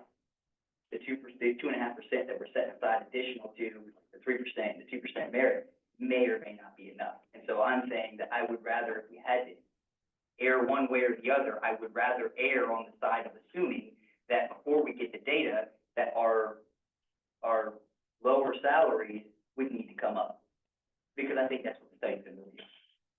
So just to be clear, my recommendation is that we do nothing until we get the study back, and we make the adjustments then, we make the decisions then, and we make it, whatever that decision is retroactive to 1 July. Is that what you're recommending, Scott? I'm recommending that we move forward to 3% across the board Well- with all employees. And then we wait until we get the results of the study back and see what that tells us to know what we need to bring all the employee salaries up to, or if they're okay where they are. But we may not have the money to bring them up at that point in time, because we'll already right 3%. That we set aside the up to 2%. We have, a very healthy fund balance that I don't like to dip into recurring expenses, but this would be an exception that I would advocate for. They said that 2% of that, 2.5% merit, which we now are going to do, I guess it's going to be a bonus. To be a good one-time. That is exactly what I was saying, that where I'm at is gonna do it that way with, 3% and then adjust them. When is And this, then realistically, when can we expect this conversation? July. I'm told the end of May is when we expect the draft report back. Okay, because we have until the end of June. Well, Well, meeting. we do, but I would advocate, we can't implement the results as soon as we get them. We need to synthesize the results and then bring them to you in session to get your thoughts on where we're headed with it before we bring you a budget amendment to it, if a budget amendment is required. So you're recommending 3% of the cost of living across the board, and then you'll hold back the 2% till after the study comes in? Right, that was always the plan. Yeah, that was the plan in the budget you saw the last time we met. And that again is separate from the money that's set aside to give up to a, 2.5% one-time bonus. Merit bonus. Okay, well, if we're setting aside that 2%, to Josh's point,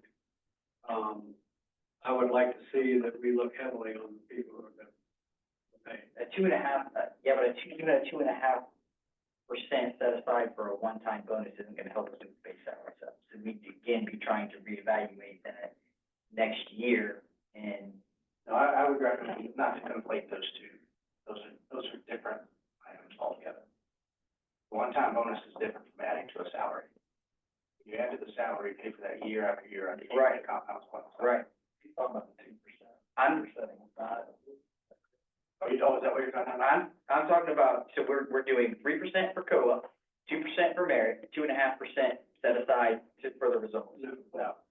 Okay, 3% for the COLA across the board.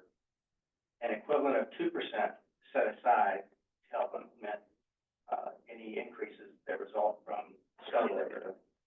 And then additionally, there is another pot of cash, if you will, 2.5% set aside for, up to 2.5% per employee or one-time bonus. Right, so we would have 2% then to reevaluate the salaries after the compensation set. Right, and so I would lean in the direction of saying that that's probably not going to be enough, which is why I'm advocating for the flat raise now. I guess my question is, how do you know that? One, looking at the compensation study that we did receive in 2021 and, factoring in the cost of living raises, the information that we received from both chiefs in regards to what their starting salaries are, and, the fact that everybody else around us is fixing to do a flat raise, which is going to take their base salaries up, and my fear is that takes theirs up, and if we don't do that, then ours is going to be further behind. So for those reasons, I will be further behind. because they're doing a flat raise for the purpose of getting the base salaries higher than what they are right now. Right. And Our 3% for somebody at a base salary is gonna be like an $800 or $900 increase annually. That's not going to move our base salaries. So yes, if we have to come back and address that, we'll have 2% to do it. I'm just saying that I don't think that 2% would be enough. Maybe it would, maybe it wouldn't, we don't know. But if we had to err one way or the other, I would err on the side of providing more money for those who make less, especially in this economy that we're in, because CPI does not affect the employees equally.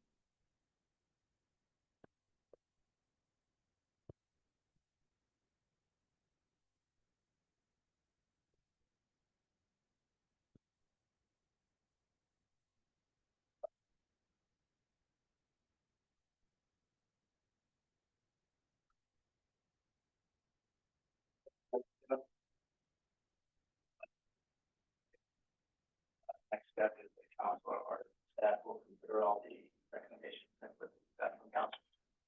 We'll continue to receive that input. And then we will put together a draft budget first reading. And then, We don't vote here, so we're not gonna go around and vote on anything. We're missing Mike McPhee too.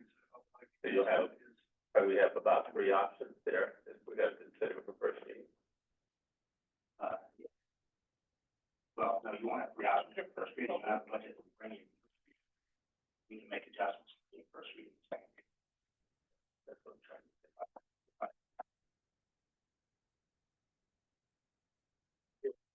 We're up to the public now, and since I want to, 1 or 2 people from the public. Patrick, if you'll come on, give us your name and your address for the. Patrick County, 212 Burrows Ave. Well, in last week's package, the opening statement mentioned fiscal sustainability been up regarding paying down the city budget, efficiency of providing savings for the taxpayers.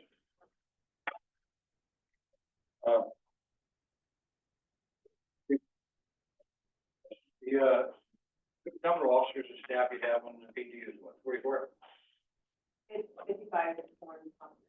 We're going to report that as part of this package, it states that it's 44. Some of them are sworn, Pardon me?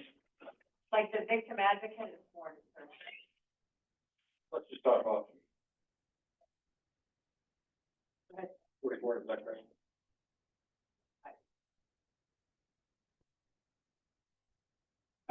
If you don't mind, you can ask a question afterwards, but if you have a comment to make, that's. Okay, sure. So based on the 44 that's in my folder here, I'll retrieve that in a couple of minutes here. It's been the same since FY '23. I did have questions. Again, we can carry this a little bit further, but I want to know if there was a target for PD hiring. Since '23, personnel budget, this is the actual budget, not the proposed budget, so it's probably even greater delta in here, but the actual budget was 3.6 million. Current proposed budget is 4.7 million. So of course, the 4 fiscal years, it just seems like an extraordinary sum of money. And I'm just trying to get my head around how many people we have, what the potential is for future need. Also, in this current package, there's a list of unfunded requirements which totals $995,000.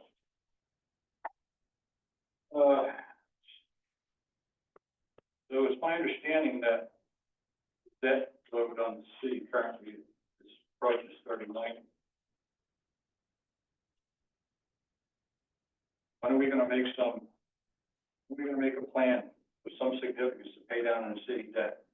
Is this something we just continually roll over for decades? Regarding the new director of emergency management, seems like an imminent need for this, but my question, since the county does have EMS services, has there been any consultation? Has there been any collaboration with the county level? Appears that we're going to put a new person in place, and ultimately it would be duplicating services and adding another department to the city's budget moving forward, because of course we're going to need assistant directors and other folks and vehicles to support that department.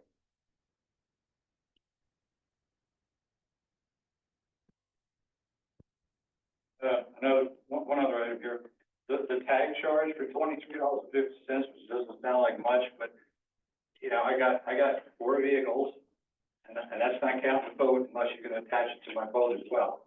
But you know, it seems petty. You know, we get utility bills here every month from everybody, electric, service, you know, the cable TV and others, and there's all these nickel and dime charges in there for extra taxes and whatnot that the city generates. I just think it's petty. One last item. So we got a leaky roof line item on the budget for $700,000 now for quite some time. So part of my goal here is to interact with the city manager and council and try to be efficient about things. So and I know you weren't here, JJ wasn't here, and some of you folks weren't here, but going back a number of years ago, when they decided to put the electrical panels up on the roof, the city didn't hire a firm that was competent to execute this. And here again, the taxpayer is going to put the bill for another $700,000 in unnecessary expense.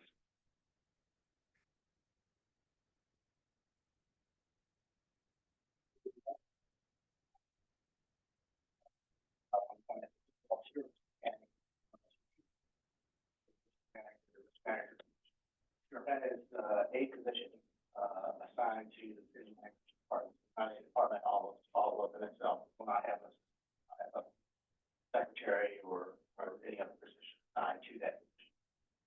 Not going in front. Patrick, I can address that with you afterwards.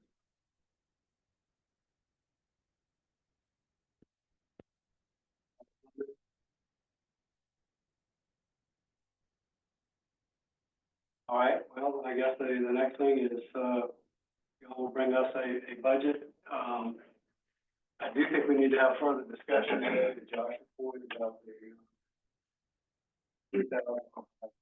last year versus 3%. Get Mike's input in on this as well before we finalize the first reading. I know we do have an opportunity to change it, but we have to be. I have a spreadsheet that may be helpful for you, and the rest of the council. It's a spreadsheet of salaries of everyone in the organization, and I've got some scenarios built in here. What does it look like with a $2,100 increase? What does it look like with a $3,000 increase? What does it look like with the 3% COLA? And then I've got even the increases, the flat rate increases, what does that equate to for a percentage? So it gives you some idea of the impact. It's just as an example, real quickly. One of our lowest paid full-time employees in public works is currently at $40,448. That's for morning overtime. A $2,100 increase in their pay is a 5.47% increase.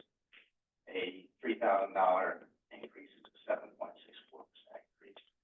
Conversely, on the other end of the scale, we have, I don't get increases from everybody else. But if I look at the other end of the scale, and JJ, I hope you don't mind, I look at JJ's salary, a $2,100 increase to his salary equates to a 1.4%. Which is woefully behind the 2% CPI. So just keep it all that in mind. I'll send this to you so you can take a look at the data. Right, no, I get that, so I would say, for the employee making $40,000, it's 3% cost of living, $1,200 increase in a year. So, again, and, I'm gonna, Which they probably should get, and likely will get.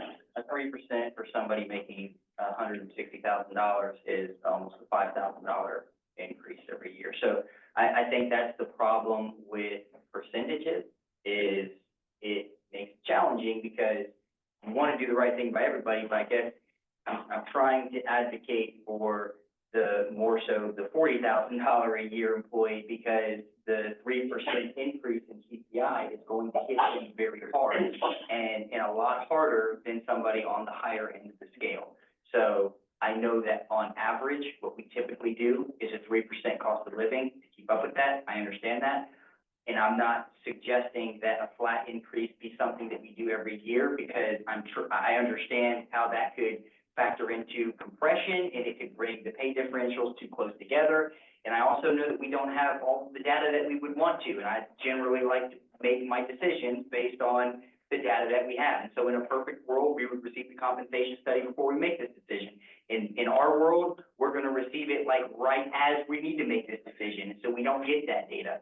But if I had to advocate for one way or the other, whichever way the consensus of this council falls, I would advocate for the individual that is making less in this moment, because I feel like they have been impacted more by the increases that we've seen in the economy. And it's not a slight on anybody else. It's just, that is what I'm advocating for, because $40,000 a year is very hard to live off of, and we can factor in overtime, but just on a regular work schedule, that's tough.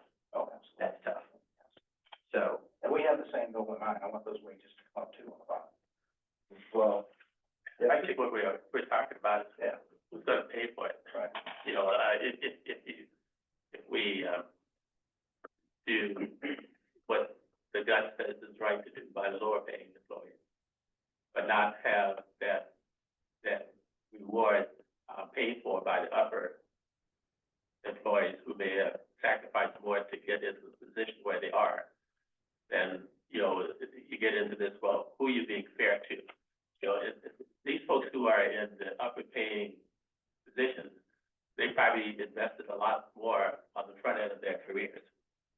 And, you know, it's a real tough thing to do. Ideally, what you want to do is maybe do the flat, pay increase up to where the CPI would be, and then that caps it, and then the folks who are above that, you know, get the money that would come with the CPI. But that's be a double whack on the budget. So it'll be interesting to see how this one turns out. In my heart, I say go with, you know, bringing the lower employees up. At the same time, we have to consider the cost that those who are in the upper positions may have invested on the front end of their careers to get there. And there's a cost there too. I agree with that and understand that, and I think that that's why when we do percentages every year, they benefit from those percentages. When we just did the 5% COLA increases, everybody benefited from it, but those on the higher end of the scale benefited from that percentage a lot more than those on the lower end. And so now I'm just saying that maybe this is an opportunity for us to look out for those on the lower end of the scale. It really is just that simple. I just feel that, I feel for the people on the lower end. Not that I don't have any sympathy or anything, but I feel we need equal respect for all of our employees. I think 3% would be the way to show, you know, equally that we respect. I just want to be clear, if there's a perception that's been created that if we don't do a flat rate increase, that our lower paid employees will be snubbed, that's simply not true. Their salary will be increased accordingly after the study results are in, and we know what they're paid. If we don't do a flat rate increase for them now, it doesn't mean they're not gonna get taken care of. That's not what that means whatsoever. So I want to be sure everybody understands that, because the way I hear you placing it is that if we don't do the flat rate increase, we're not gonna take care of our lower end employees, and that's not the case at all. When, you said the end of May, you contact this group and ask them. We have, and that's what the answer is. The end of May is when they expect to have the draft report. 1 month. After they have the full report, we'll call them in to help present those results, and then we'll synthesize them, and then we'll come up with a plan that's right by our employees. Okay, We'll bring that to you for.